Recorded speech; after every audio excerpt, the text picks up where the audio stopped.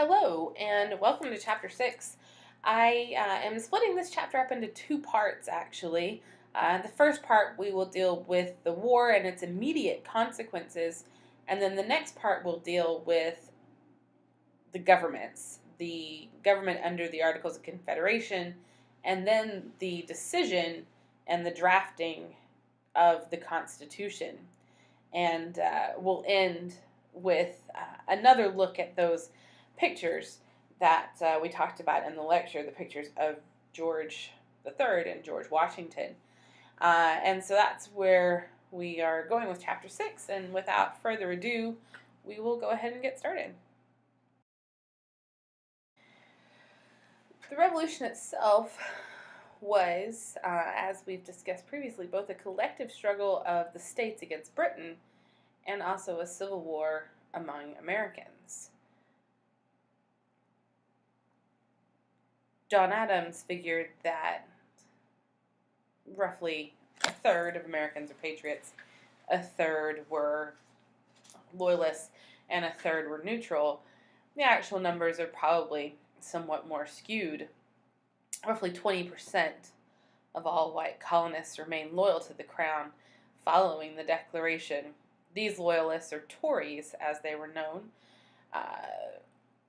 could be anywhere. And these kind of sentiments divided friends, divided neighbors, divided even families. Most of these loyalists shared a lot of political beliefs with the Patriots. Both opposed the Crown authority to tax the colonies. However, they disagreed with the Patriot insistence that independence was the only way to preserve these constitutional rights.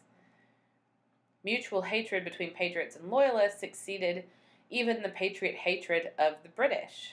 Both saw their side as being sacred, and any opposition to it by a fellow American was unforgivable. They inflicted worse atrocities on each other during the war than anyone between the British and the American colonists. Several factors indicated the strength of loyalist feeling in any given area. The political power of the Patriots and their ability to convince others was a significant factor. So if you had a lot of Patriot influence, then the number of loyalists was expectedly going to be rather low. If the elite or other leaders kind of waffled on the issue, however, then you would have more loyalists in the area. If a population was populated with more recent British immigrants, you tended to have more royalists. Roughly 125,000 people landed in the colonies between 1763 and 1775 and mainly settled in New York, Georgia, and the Carolinas. Canada, and Quebec especially, with the passage of the Quebec Act in 1774, also endeared the population in that area to the British side of the conflict. There was no real patriot attempts to win hearts and minds in places like Nova Scotia or even in Florida. The West Indian colonies never showed much interest in independence either.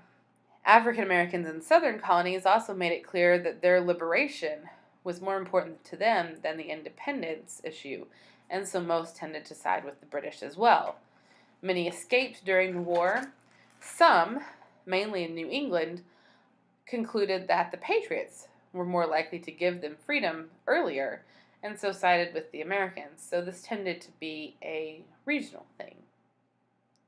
And again, having a lot to do with the amount of Patriot influence, deciding that question. The Native Americans were very deeply divided. Most supported the British, whether from the beginning or after being pressured to abandon their neutrality. The most powerful confederations, those of the Iroquois, the Creek, and the Cherokee, were very divided, and several broke down as a result. Britain did enter the war with two major advantages on its side.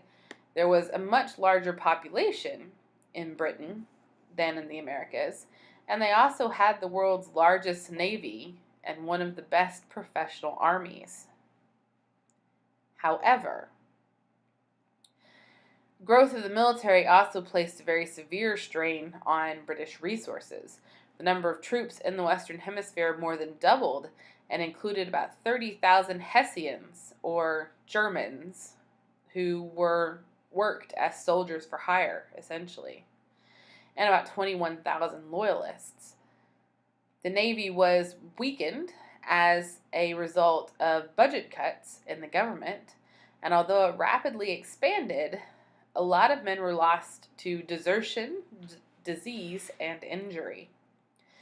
The Merchant Marines suffered numerous raids from American privateers, and supplying the troops proved to be a colossal challenge for the British, as food had to be imported from Britain, with each soldier requiring roughly a half a ton of food.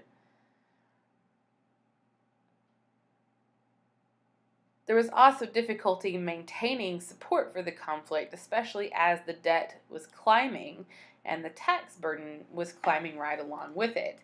And so towards the end of the conflict, the British people had no real stomach for the fighting any longer.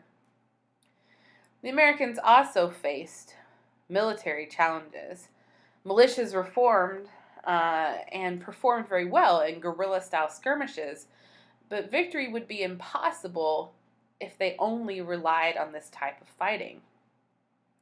It was far more important that they be able to win victory in pitched battles as well as guerrilla tactics, but pitched battles are fought very differently.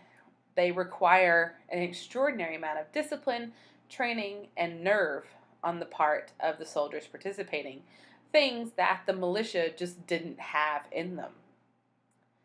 Although the U.S. mobilized more troops, most were only in it for a short term, and those that did sign on for longer terms didn't necessarily do so out of patriotism, but more because they had nothing to lose from signing up and everything to gain.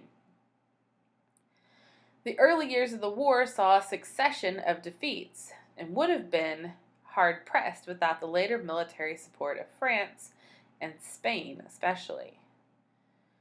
One advantage was that they did not need to destroy the British Army, they just needed to prolong the conflict until the taxpayers lost patience with the fighting. With his military and political reputation, George Washington was basically the only logical choice as commander of the American armies. The initial focus of the fighting was on New York.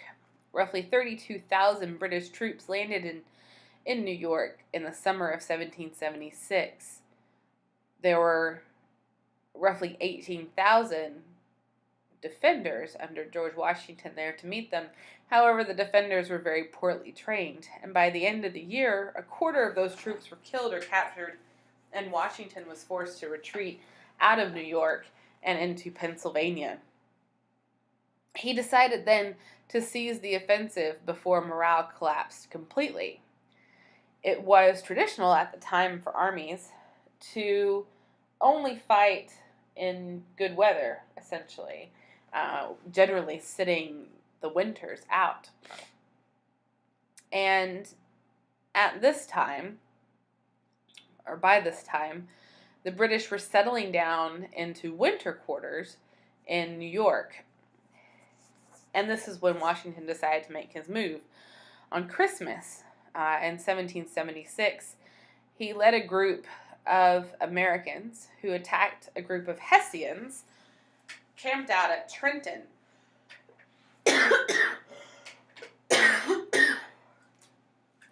Excuse me, I've got a bit of a cough. He captured roughly 900 of the Hessians there, and he moved on to attack a further 1,200 British soldiers at Princeton, killing or capturing roughly a third of them. These victories boosted civilian as well as military morale and managed to drive a wedge between the British Army and the Loyalists in New Jersey. But Strategically, the victories were not all that useful.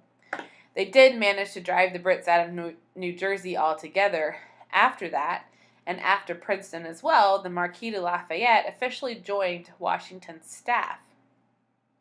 His presence indicated the growing French interest in the American cause, but they wanted proof first that the U.S. could win a major pitched battle.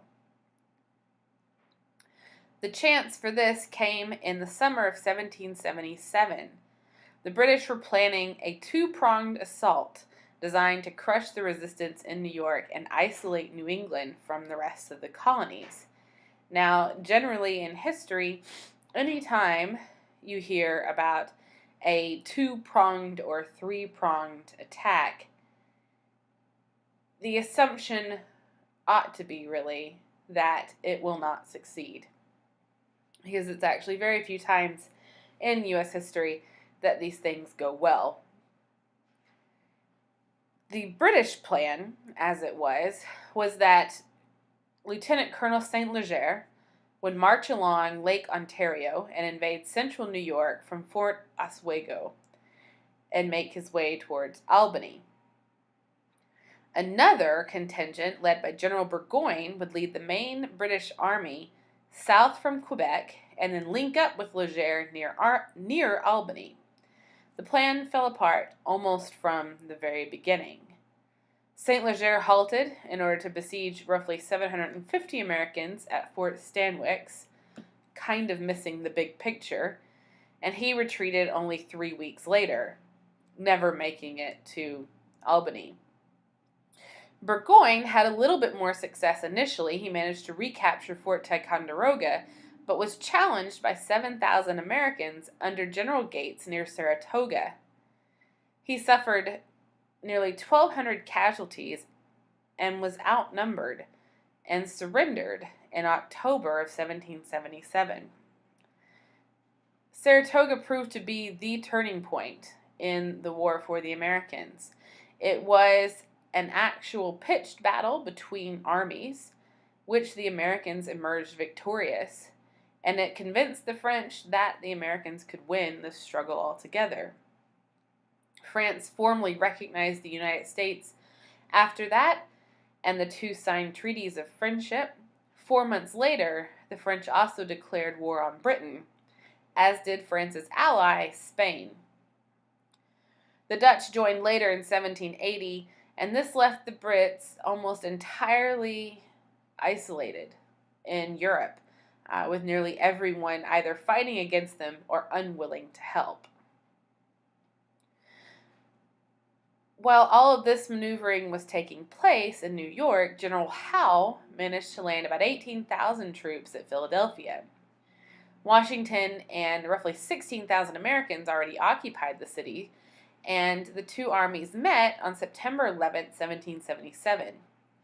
In the face of superior British discipline, most of the U.S. units crumbled, and Congress was forced to flee in a panic, allowing Howe to occupy the city. The British then set up their winter quarters in Philadelphia that year, and the Continentals were forced to huddle about 18 miles away at Valley Forge. Valley Forge was miserable. There were shortages of everything, of food, of clothing, of shoes, of morale, and of discipline among the American forces. The Army severely lacked training, and that was one of its biggest problems. They only managed to win Saratoga because they had more people. It wasn't necessarily because they played a better strategy. They were joined at Valley Forge by a German, a man called Friedrich von Steuben. And he was a good motivator, and he was a good administrator. His troops tended to like him. He was also very good at training an army, and he managed to train the Continental Army into a formidable fighting force within the space of 4 months while the army was in winter quarters at Valley Forge. Excuse me again. The British evacuated Philadelphia when summer came around in June of 1778, hoping to free up their troops so that they could meet the French in the West Indies. General Clinton was to lead the troops to New York and met up there with the newly trained Continental Army. The Battle of Monmouth lasted for 6 hours, and eventually Clinton was forced to break off contact. The Americans expected that the fighting would resume in the morning, and so slept with their guns near to hand, but Clinton's army had slipped away in the night, and Monmouth pretty much ended the contest for the North on a victorious note for the Americans. A different kind of war was developing in the West. This was characterized mainly by small-scale skirmishes. It was a continuation of long-standing tensions between Native Americans and settlers dating all the way back to 1763 and the Proclamation of 1763. War erupted when the Cherokee began attacking settlers from North Carolina and other areas for encroaching on their lands. The states retaliated and within a year had managed to burn most of the Cherokee towns and force them to sign treaties that would give up their land to the states. The fighting lasted a lot longer in the Northwest, however, and was largely independent of any kind of direct coordination by either American or British forces. The Ohio natives and settlers fought for nearly 2 years in Kentucky, and British troops occupying French settlements in places like Illinois and Indiana also saw some action up there. Colonel Clark led roughly 175 militia from Kentucky north, and after capturing and losing one location, he managed to take it for good.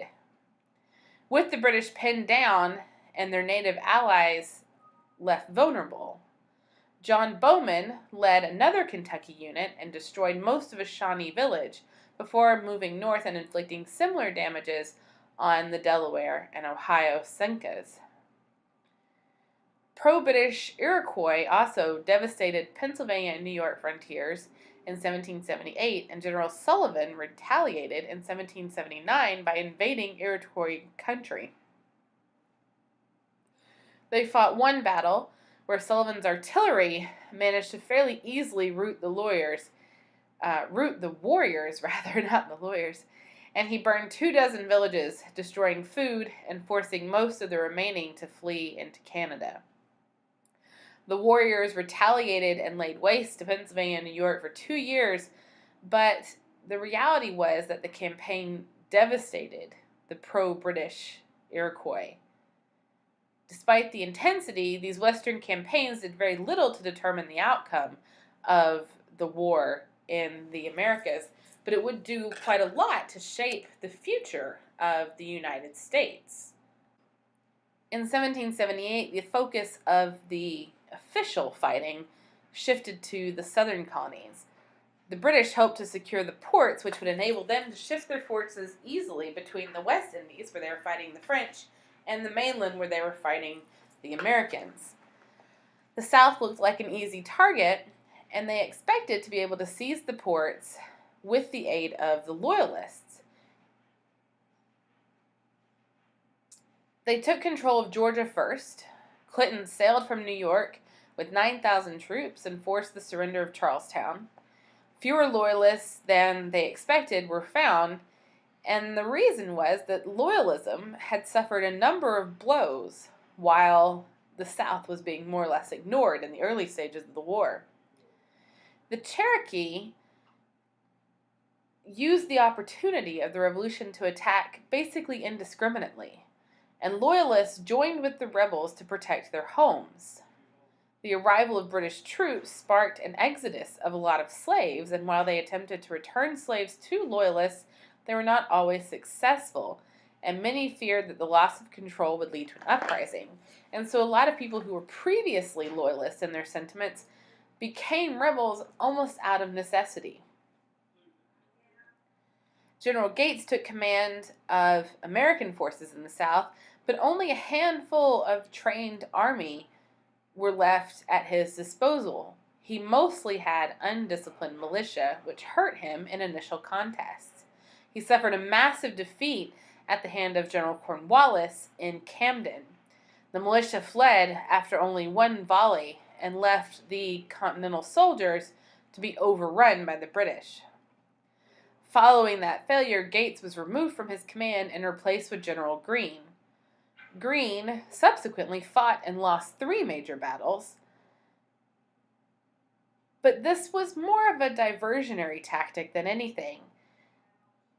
These gave protection to the militia who were being used as scouts, essentially, to hunt down loyalists and neutralize them, essentially, stretching the British supply lines until they could no longer take the pressure and they were broken. Cornwallis's heavy casualties also weakened his forces, and eventually he left with Virginia as his ultimate goal. He then established a base at Yorktown. In August of 1781, the French landed troops outside of Yorktown and joined forces under Washington and Lafayette to attack the British there. Roughly 6,000 British were standing off the combined French and American forces for about 3 weeks before they finally surrendered. Cornwallis's surrender completely drained the will of England's overtaxed people to continue with the fighting and forced Britain to accept a negotiated peace. The negotiations began in June of 1782 and produced the Treaty of Paris. This treaty recognized American independence. The British agreed to withdraw their troops, and they awarded all land east of the Mississippi to the new nation. This settlement was extremely favorable to the U.S., but it did leave some unresolved issues. In a separate treaty, Britain returned East and West Florida to Spain, but boundaries were ambiguous, and this led to prolonged disputes between the U.S. and Spain over the territory of Florida.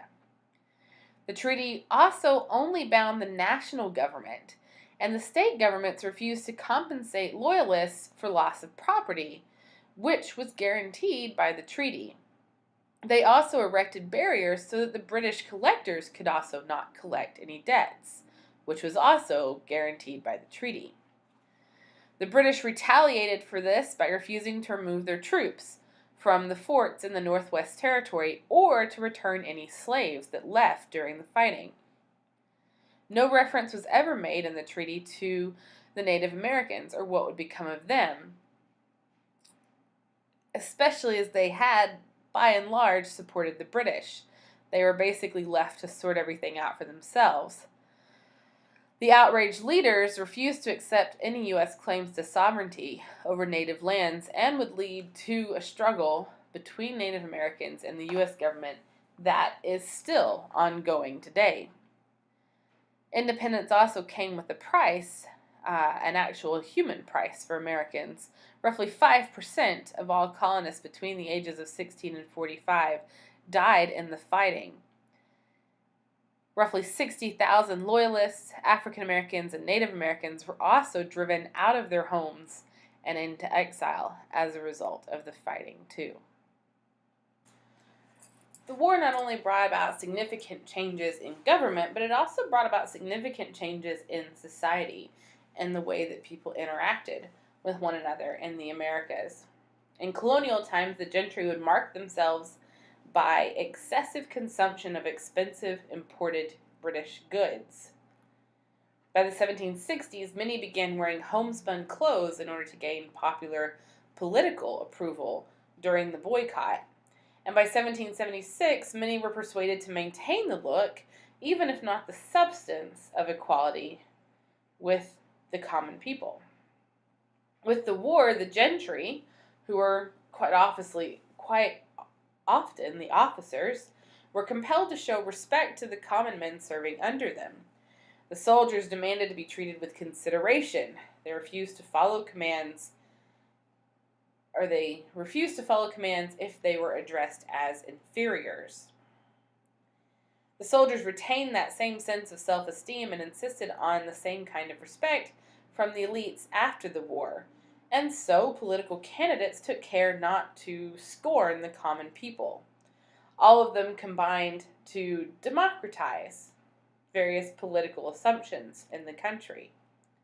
Some elites didn't welcome the change, but most revolutionary generation Americans came to view a citizen's worth as defined by virtue and sacrifice rather than exclusively by wealth.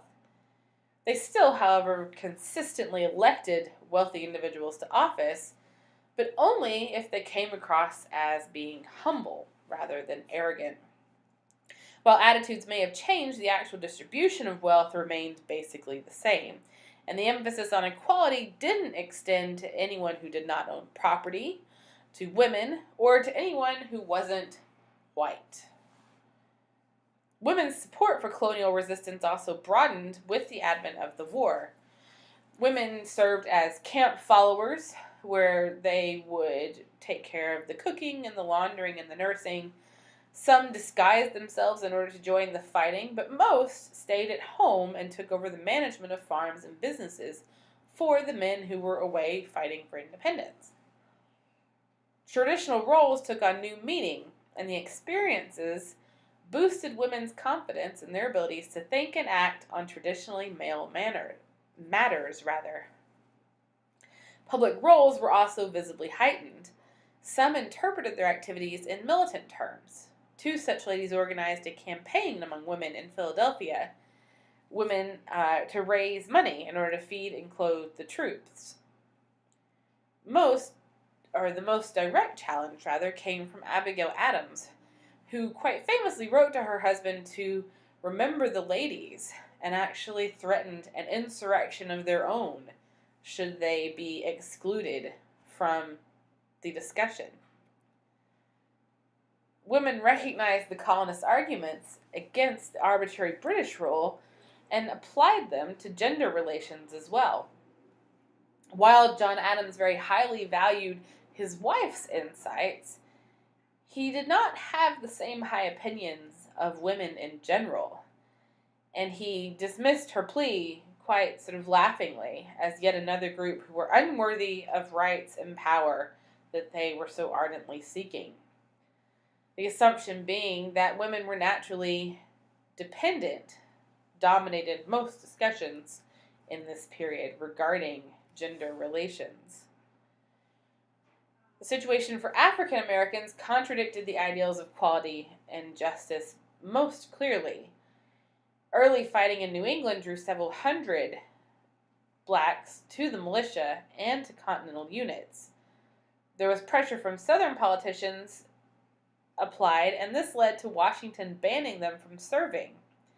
However, the need for personnel outweighed these political pressures, and a mere 6 weeks later, he decided to admit free blacks into his army. Arming slaves was a much more controversial idea. Until the mid-18th century, very few had criticized slavery at all, but in the decade before the Revolution, opposition to slavery was beginning to grow, especially as resistance leaders liked to use the metaphor of master and slave to describe the relationship between Britain and her colonies. The earliest initiative against slavery originated among the Quakers, and this was aimed mainly to abolish the institution within their own ranks, but some of them broadened that condemnation to society as a whole. Discussions of liberty, equality, and natural rights all spurred an anti-slavery sentiment immediately following and during the Revolution. The northern states took steps to officially weaken the institution of slavery within their boundaries. Many passed laws that provided for the gradual emancipation of slaves. They did not, however, press for any decisive action against slavery in southern states. The institution did trouble some whites in the South. No southern state, however, abolished slavery, but many did end the importation of new slaves, and many also passed laws that made it easier for masters to free slaves. Free persons of color faced the future as destitute second-class citizens, however. Many found that whites were reluctant to hire them or to pay them equal wages for equal work. Most remained poor laborers, domestic servants, or tenant farmers for the remainder of their lives. A lot of states granted some civil rights to blacks during the Civil War and after not the Civil War, the Revolutionary War, and after. If they owned property and were male, then free blacks in some states even gained the vote following the Revolution. Most northern states repealed laws that enforced curfews and changed laws that would guarantee equal treatment in court hearings. The Revolution itself, however, neither ended slavery nor brought any kind of equality to free blacks. It did, however, begin a process by which the institution might have eventually ended. But events of the 1790s served to reverse that trend. The revolutionary ideology also made no provision for Native Americans wishing to remain independent of the United States. This group suffered a worse fate probably than any other group during the war. Nearly 3 decades of war, the French Indian War and the Revolution combined, served to severely reduce the population of Native Americans and also uprooted entire communities. The promise of equal economic opportunity for all, while white males, set the stage for massive encroachments on the remaining Native American landholdings. Despite these threats, the natives continued to incorporate aspects of European culture into their own. They selectively adopted European-made goods, domestic animals, Christianity. They sold food, crafts, and other products in American markets and sought to combine, in some way, their old practices with these new elements. They insisted on retaining control of their homelands and communities as fundamental part of their identities, but more and more they were forced to choose between that identity and a possible economically prosperous future.